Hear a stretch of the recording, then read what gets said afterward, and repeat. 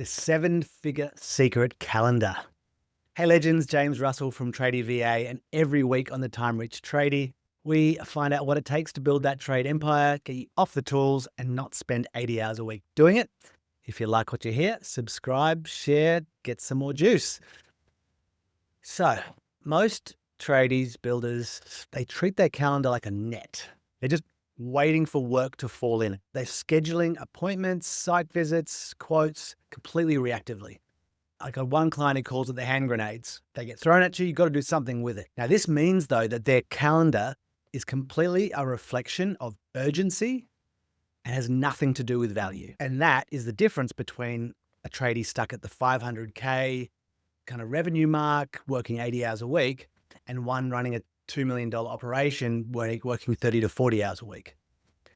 So if you offer the tools, spending 80 hours of your week time quoting, chasing materials, putting out fires, a lot of trades go, oh, that was the goal. I'm off the tools, but you've just replaced one set of tools for another. Your calendar is still serving. Yes, it's serving your employees when they want, your clients when they want, your subbies when they want. It's not serving your strategic growth, right? Admit it. Your calendar and your email, it's simply a task list that someone else is writing on. I see this all the time. An owner thinks they've made progress because they hired an admin, but that admin is just running the same system that you're passing down, shit in, shit out, right? They're just scheduling you in for the low value, the reactive work as it's coming in. They may be taking some of the legwork off, but at the end of the day, you keep going, so why am I still feeling overwhelmed? Why am I still working these long hours? Why am I still not feeling in control? Why does this still feel chaotic? And the hidden costs of having this reactive calendar, your strategy time is inconsistent or not there. Growth driving tasks like documenting systems, reviewing profit margins, they're constantly being bumped. You're like, oh yeah, I'll get to that this week, but it's being bumped for an urgent site visit. And you justify it by going, oh, but I need to do this because that's going to get me whatever it is. It's the context overload too. You attend meetings that could have been handled by a detailed system, an email, something, someone else, and you're keeping all the critical context of what's going on trapped in your head. And so therefore everyone's coming to you, you're that bottleneck.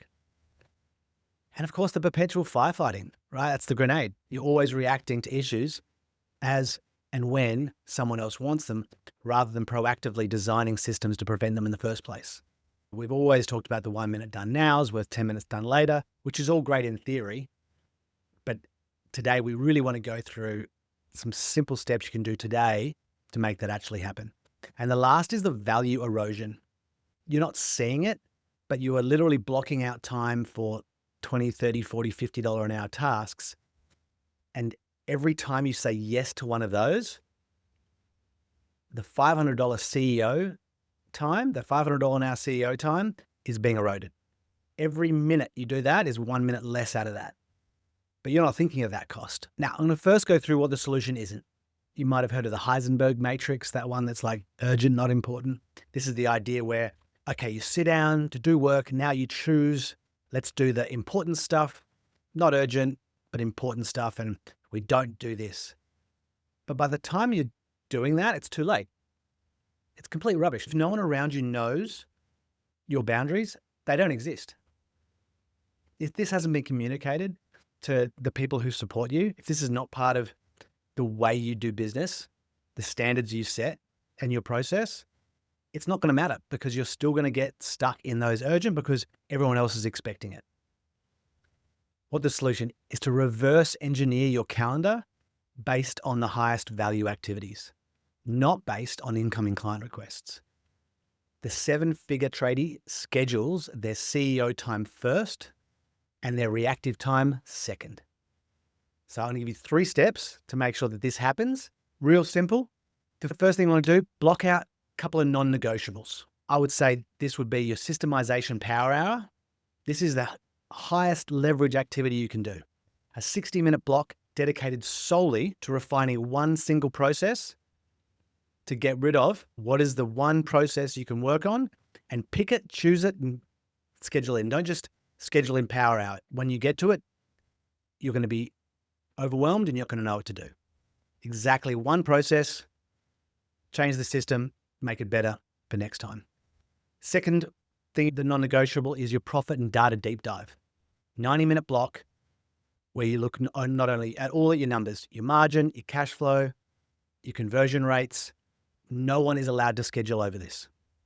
Don't tell me that any of you can't block out a 60 and a 90-minute slot first up, because people sometimes go to the whole full default diary mode too much, and then they do nothing. Define the delegation boundary.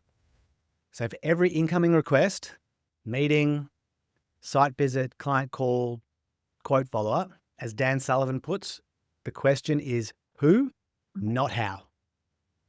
What system or person could handle this instead? If the answer is no one, the action is to schedule that task, but in your power hour to build a solution for that task. If the task cannot be delegated now, you're making it delegatable by the end of the week. Sometimes the easiest solution in these who, not how is look at the part that you absolutely have to be part of and separate the job. Break it into 2 stages, the draft and the release. I personally do this in my calendar and I talk to my clients about doing the same thing, which is if you are going to rock up to a meeting that's in your calendar and that's a $500 an hour meeting, that's what you treat it like. Make sure you rock up to that scheduled time to do that task and have your talent have prepared everything possible to maximize your impact during that time. What could you get? What information, data, quote prep, everything, so that if you're going to go do quoting, everything's there ready for you and you can smash that out. Get it edited, get it checked, everything where your value is so that you can maximize that time. So non-negotiables, block them out. Define the delegation boundary. Make sure we get prepped for those, anything that's in your calendar. And the last, I cannot stress this enough, the most important, if you don't measure it, you can't change it. Debrief, debrief. This is my calendar. This is my default diary. Now, obviously I've got to the point where I've got a lot more things pre-scheduled. It's not just those 2. Over time, I've added more and more pre-scheduled things that my team know about so that I can start to control my time. But this is the plan. But at the end of every week, I look at my actual schedule. Now, this is Google Calendar. As you can see, it actually does it for me. But I make sure as I go through things, I do update what happens in real time, what actually happens. And I can go through and go, okay, what worked? I book out 30 minutes at the end of the week on a Sunday. Do it whenever it works for you. Glass of wine, don't care. Just book out that 30 minutes to go over your calendar and debrief it. What went well? What didn't? What needs to change in that default diary in the coming week?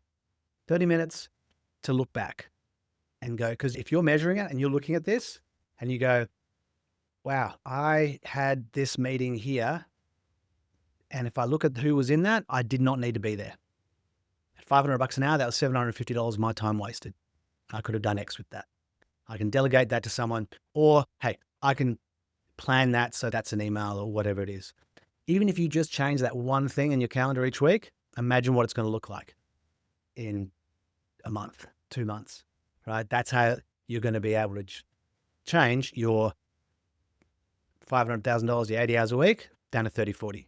Just 3 steps. Easy, right? 2 non-negotiables. It's what, a 60 and a 90-minute block. Go through and make sure that each of those meetings, you've defined the delegation boundary. Who, not how. Just ask that question when something comes in. Who, not how. And debrief. Make the adjustments. The moment you start scheduling your day based on what you need to do to grow, rather than what the business needs to put out right now, and you make that strategic shift, your calendar becomes the blueprint for your business growth. You'll see that it will represent the other. Your business will flow the exact same way your intention grows. Where you put your time, where you put your energy, that's where you get your results. If it's full of low value tasks, you get a low value and low growth business. Full of high value tasks, you get a high value and high growth business. It's as simple as that.